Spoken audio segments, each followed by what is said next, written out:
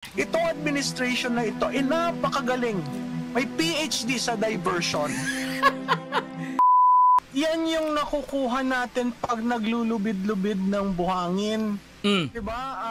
Ang sinungaling, pag naglubid ng buhangin, wala kang ginagawa to... Aray. Sino pinaringgan mo, Professor Tikela? elaborate and make transparent explanation on what really happened. So, March 8 yan.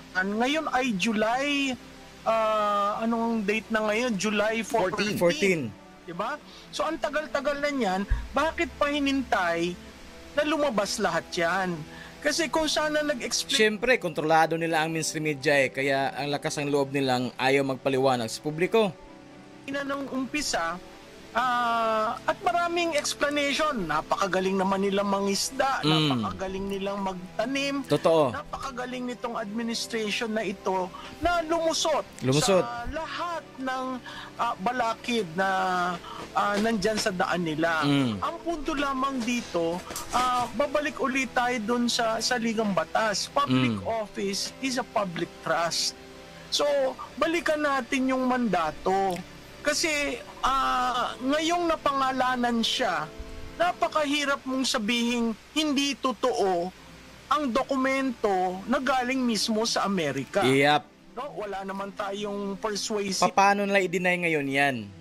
Yun na nga mayroong post si Bobby Tiglao na hinihikayat yung parents ni Tantoko na paimbestigahan kung nangyari ang insidente na yun, tumawag ba agad ng 911?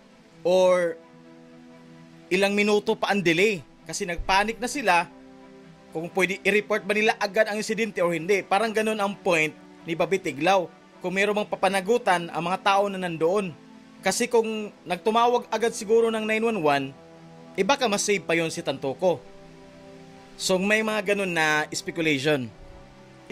Factor dyan na baguhin o ano, pero nakakagulat yung nangyari. Kaya mo pwedeng iduktong doon sa ginawa nila kay Presidente Duterte. Tama. Ganun din yung nangyari ngayong umaga. Saan ka naman nakakita? Pumutok yung balitang yan ng tahimik ang Malacanang. Mas madaling araw na ng linggo.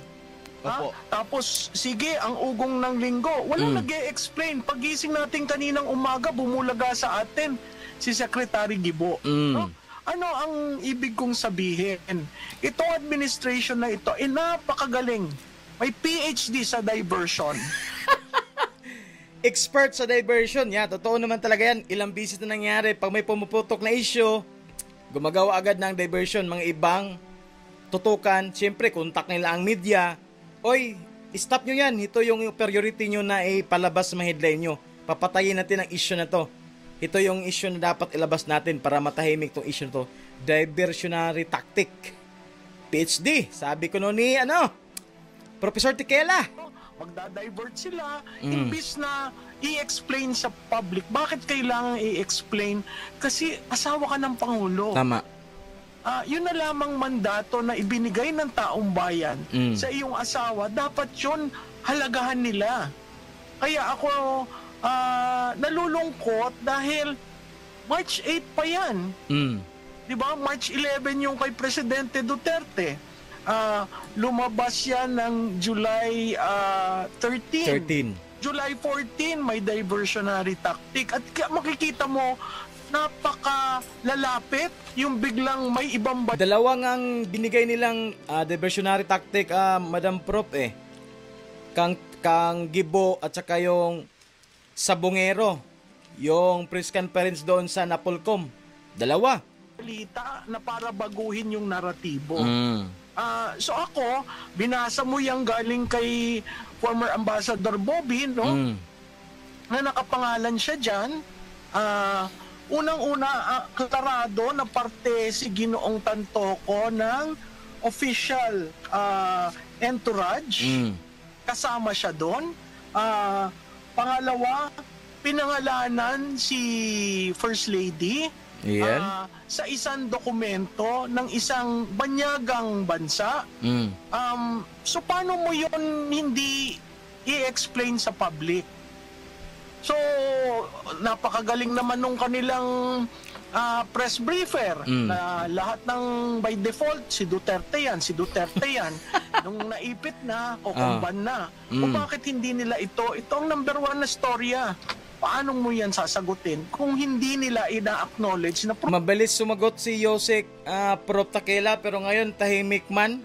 Siguro diniktahan yun na ops, tahimik muna tayo ha. Wala man ang press brief. Kasi baka tatanungin tayo. Problema yan. Parang wala din yatang press briefing. Wala. Si Claire. Inabangan ko nga buong araw ang press briefing kung anong sasabihin ng Malacanang pero wala talaga. Today? Yeah, ang balita ko walang nangyari. Sa tingin ko hindi si Yusek Claire ang dapat magpaliwanag doon. Sino? Kung gagamitin nila si Yusek Claire, hindi na pinaniniwalaan si Yusek Claire ng taong... Grabe, ang sakit ang birada. Hindi na ba pinapaniwalaan? Wala nang nagtatiwala? Hindi na ba kapanipaniwala Prof. Takela si Auntie Claire? Bayan eh. Kaya nga ang parati kong sinasabi, pag-aralan doon sa mga tao sa Malacanang, pag-aralan nyo ang pagdaus-os ng numero ni Pangulo. Kasi yung pagdaus-os niya nung... Ay wala na. Wala na, Prof. Left and right ang PR. Nag-carpenter na nga eh. Pang PR. Nag-distribute ng mga bigas na tag 20 pesos. Siya na mismo ang nag-distribute sa mga tao. Wala na. The PR is ongoing na. Ginagawa niya na, Prof. Para tumaas ang rating. Panahon ng kampanya, ay dahilan sa nag-introduce sila ng isang extraneous variable. Sino yon? Si Yusek Claire. Tama. So, kailangan ngayong gawaan ni Presidente na... So in other words nito, Prof, para tumaas ang rating ni Marcos, dapat tanggalin si Auntie Claire, no?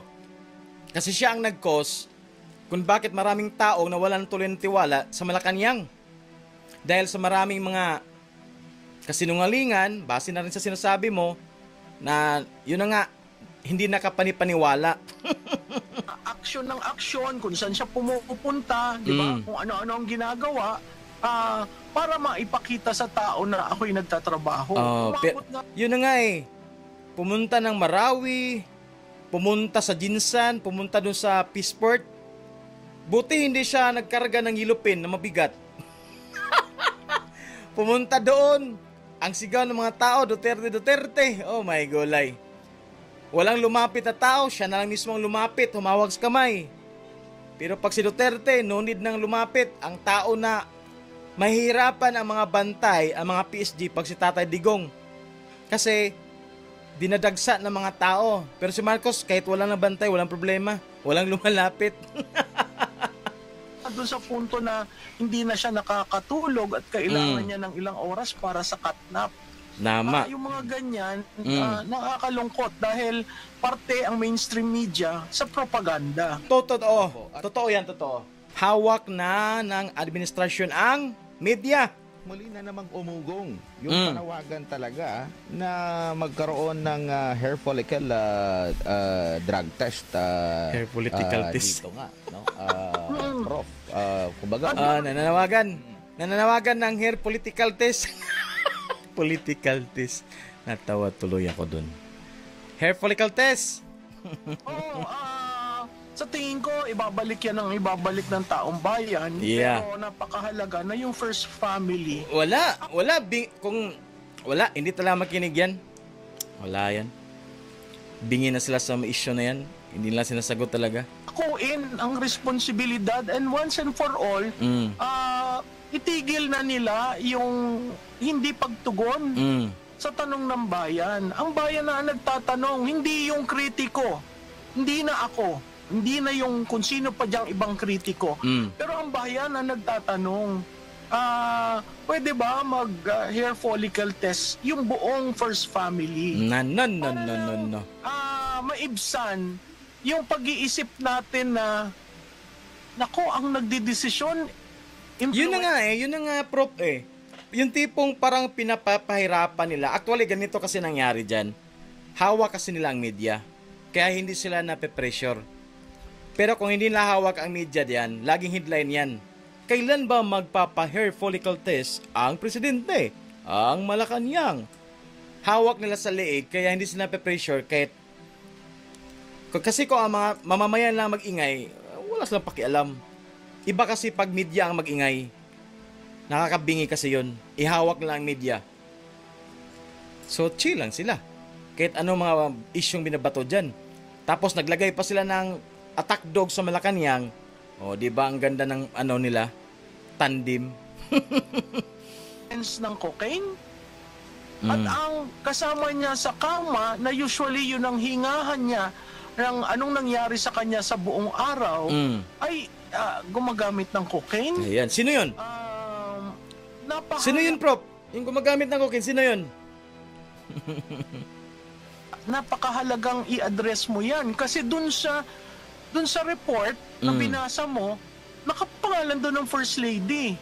Naku po. Pwede naman nilang palusutin na ako'y nag-first aid, ako'y tumulong. Pero walang ganong pag-i-explain. Tama. Bagkus ang naratibong lumala... Oo nga ang problema kasi daw, ang sagot, denial diretso. Bakit naging denial? Kasi sinabihan diretso sa BP Sara na source of fake news Di ba? Denial automatic. Hindi sinagot na tama, nandoon nga sa lista pero hindi naman involved, ganito naman nangyari, ganyan tumulong. Dapat ganun explanation. Directly sinabi na denial na fake news niyan si BP Sara. Hindi totoo yung sinasabi niya. Source of fake news siya. Paano ngayon? Lumabas ang report. Nakakabinging katahimikan ang nangyari sa Malacanang. Anong ginawa nila? Diversionary tactic. Kahit Gibo Chidoro, isabong press conference, yun ang nakatutok, yun ang tinutukan ng media this day. Isabong at saka Katidoro. Di ba? Hawak nilang media media. Huwag nyo i-cover to, ito lang. So in other words mga kaibigan, kung wala ang social media, kung ang katulad dati, ang tao nakatutok lang sa television, sa radyo, kung meron talagang ginawang kalokohan ng gobyerno, hindi talaga malaman ng mga tao. Pero ngayon na meron ng social media, kung may ginawa kang mabuti, mas spread out ang kabutihan. Pag may ginawa ka namang mali, mas spread out din. Maraming ma-aware. Lumalabas ay pareho lang daw ng hotel. At of course, asawa siya ng isang may function sa Malacanang. So yung mga ganyan, madali mo sanang ma-explain sa publiko kung nagsasabi ng katotohanan. Tama. Sabi nga dito ni former COMELEC Commissioner Attorney Rowena Guanzon, and I quote, "Ang next step ay i-hair follicle test lahat ng kasama ni Tantoco sa US." Tama. Dapat US gagawa para walang pressure. Tingnan natin kasi lumabas ng report na cocaine ang dahilan ng pagkamatay So magkaroon yan ng investigasyon. Siyempre, unang imbestigahan dyan, yung mga tao nandoon. Alangan naman i-excuse nila ang isa doon. Lahat sila doon. Diba? Isa-isahin yan. We don't know. So, abang-abang lang tayo kung ano ang mga development sa issue na yan. Which is ang nabanggit natin na mga pangalan dito, kasama yung pangalan ng unang ginang pagbabantay natin itong dokumentong pinost ni Bobby Tiglao. No, tsaka Admar dun sa report, parang ang feeling ko nga hindi alam ng mga pulis na siya yung first lady. As in? Kasi walang hindi kilala? What do you mean, Prof. Katikilan hindi kilala? walang designation. The first lady married to wala. Sinabi ni walang attorney. It's just yung pangalan niya. Pangalan ng lista. Very neutral yung pagkaka... In other words, parang ano lang, hindi tinitreat na VIP.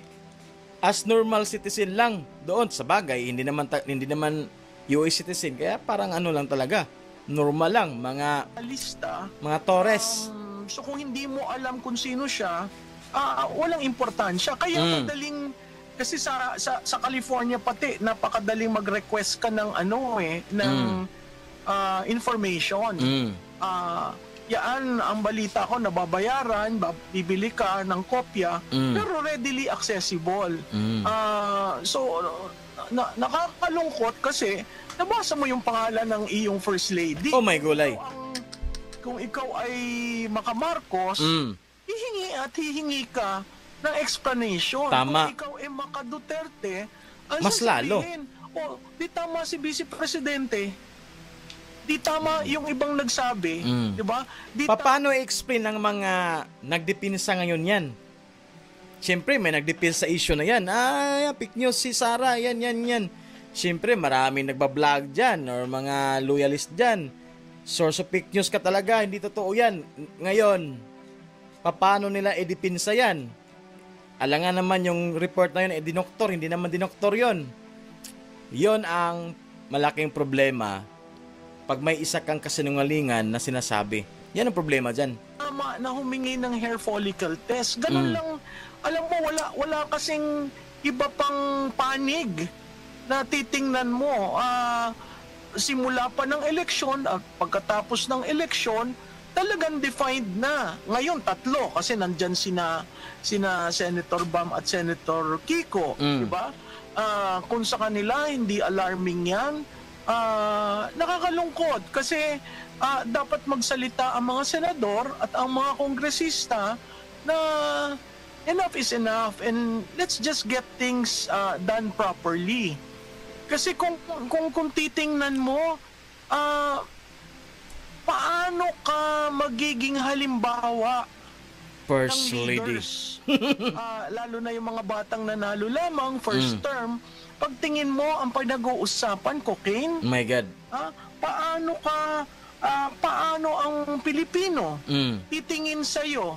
Tuwi na lang tinitingnan ang official family. Nakakahiya. Pilipinas. Unang ginang. Nako po, headline sa ibang country, no? Kakahiya yun ba? Iniisip mo, tama kaya ang naging desisyon niya? Tama kaya na nakakatulog siya ng maayos? Tama kaya ang mga pinagsasasabi niya?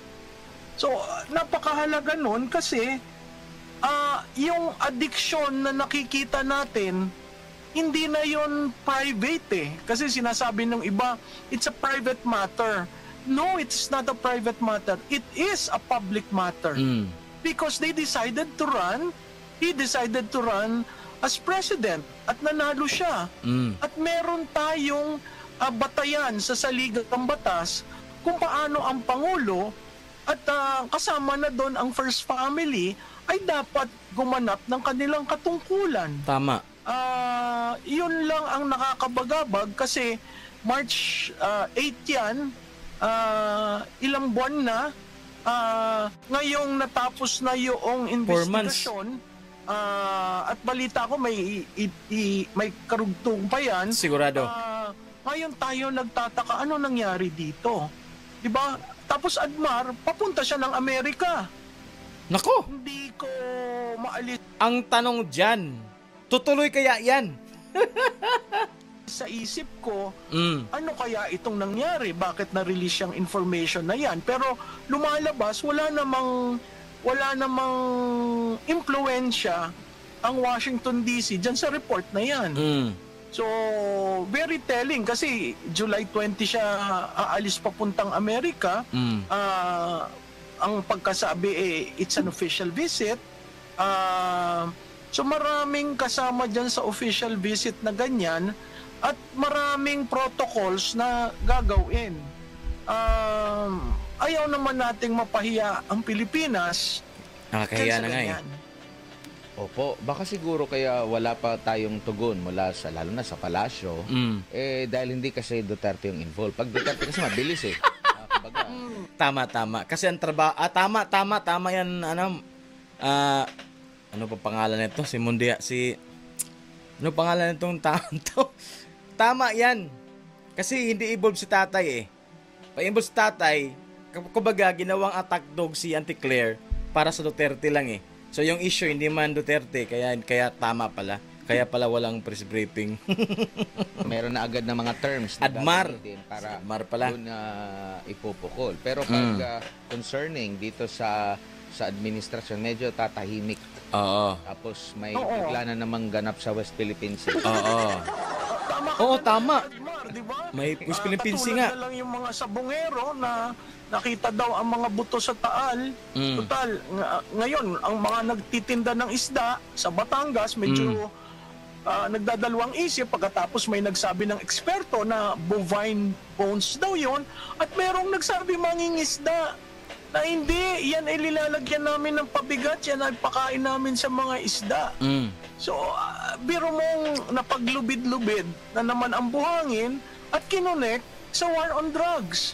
Yeah. Paano ang pagkakawala ng... Kung sino yung nakarinig kanina sa press conference ni S.O. Remulla na bumibira sa Sabongero, baka konektado sa DIT Squad. So, yun na, alam mo na yun. DIT Squad, war on drugs, kunik-kunik na. Ang galing talaga nila, no? Believe talaga ako ngayon sa gobyernong ito. Ang galing. Mapapunta na rin yan sa kung totoo yan, war on drugs, naku, baka si Bato na naman ang mabiran yan. Tingnan natin. Baka meron na labas naman dyan na witness na si Bato, may gulay. Mga sabongero involved sa war on drugs. Nagbebenta ang sabongero ng drugs. Nako po, at delikado. At kinabit ka agad kay Duterte. So makikita mo, 3 taon na consistent sila sa naratibo na i-blame mo kay Duterte. Parang maling-mali naman yata yung ginagawang yan. Kasi parang lumalabas, hindi nakakatakbo itong administrasyon na ito kung hindi nila babanggitin ang Duterte. Oh my gulay. No? Dito, alam naman natin, no? Kumbaga may tuturing din na public figure. May figure ba talaga? May figure ba, Almar?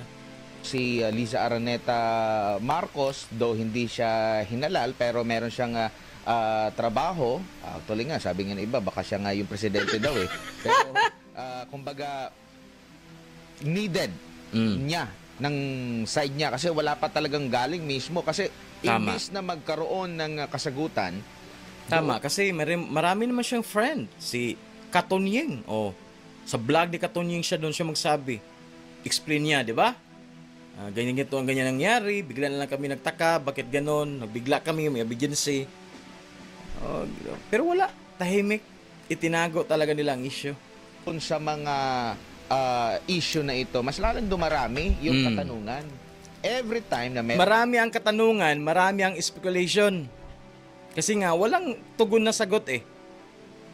Kaya ang daming mga imbensyon na mga speculation. Dahil walang tugon. Pahayag. Tapos ngayon, hindi pala nagtugma. So magdadagdag na naman parang hindi nagtugma yung pahayag ni Claire Castro dito sa resulta ngayon kasi sabi fake news daw eh. 'Di ba? Galing kay Vice President Sara Duterte. Aray ko po. Ang tanong, sinong napahiya ngayon?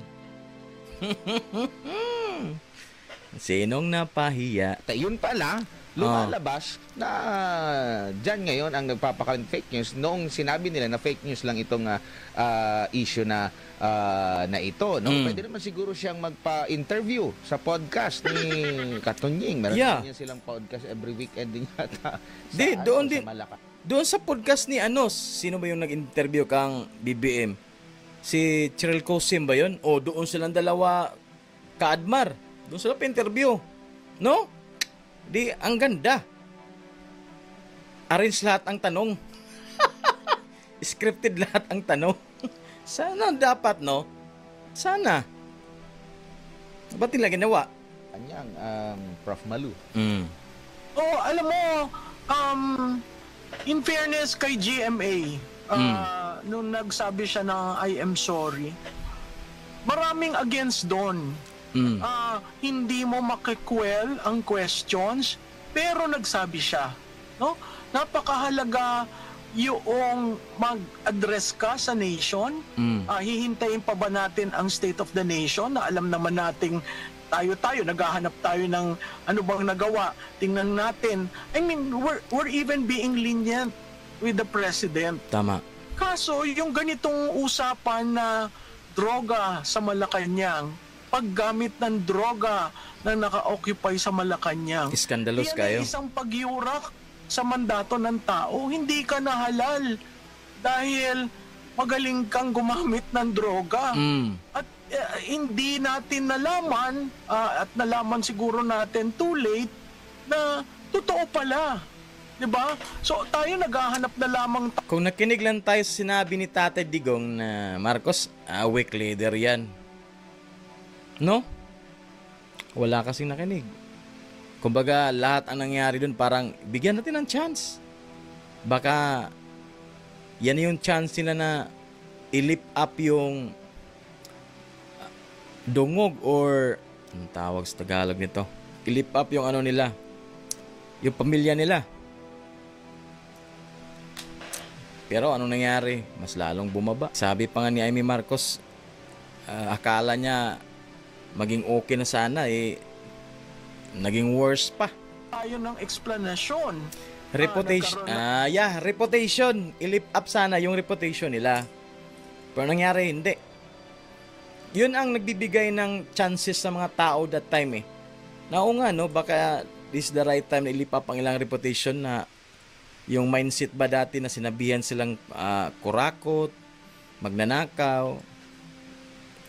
Kumbaga, it waste yung reputation. Pero nangyari, ganun pa rin ang nangyari ngayon. Mas malala pa daw Yun ang problema. Ang Senate hearing dyan, maraming lumabas na, justifying. At the end of the day, it's the mandate of the people that he should value. And that goes with the First Lady. Hindi tayo nagkaroon ng First Lady na talagang 24/7 na re-report ko anong ginagawa. Siguro iba yung media terrain ngayon compared nung panahon ng kanyang tatay. Pero you don't get any power from the people. It's a power that emanates from your husband. So if the wife does not want to be accountable and be transparent, naapektuhan rin yung asawa. Totoo. So, imaginein mo, paano ang tingin ng tao sa'yo? Paano kayo tinitingnan ang pamilya mo? Nakakalungkot yun dahil respeto ko yung mga Ilocano, no? Na nagsasabi na propaganda lamang yan. Ayan. So, yun guys, no? Sobrang tahimik ng Malacanang. Nakakabingi. Siyempre, palaban si Yussi Castro, dapat sasagot siya agad. So yun na nga mga kaibigan, bawat salita may bigat, pero tandaan natin na pati katahimikan may mensahe rin. Kaya wag tayong basta-bastang maniniwala sa unang sigaw. Sumusigaw sila, fake news daw si BP Sara. Ngayon, lumabas ang katotohanan, may report. Yun ang problema dyan. Yun ang kailangan nila explain dyan. Paano i-explain ni Yussi Castro dyan? So, titingnan natin bukas kung ano ang feedback nila. Kasi wala, na-divert ang issue sa Isabong at saka sa Count Teodoro Okay? So, yun lang po yung topic natin sa gabi na ito mga kaibigan. Sa mga nanood dyan at tahimik na hindi nag-comment, thank you pa rin guys. So, we're having 46, ilang minuto ba yung live natin? Okay, 46 minutes. So, yun lang po yung unang topic natin regarding kang Attorney Kopman, legal counsel ni Tatay Digong. Sinuplak niya si Yussi Castro na huwag kang makialam sa trabaho ko. Ayan, asikasuhin mo yung trabaho mo yan sa pagsinungaling mo yan sa administrasyon, sabi ni Kopman. Okay? Tapos pangalawa, ito yung pahayag nga ni Professor Tequela. So, maganda yung mga pahayag niya. Tama nga naman lahat ng sinasabi niya. So, dapat nag-explain na talaga ang Malacanang. Okay? So, see you bukas mga kaibigan. Bye-bye!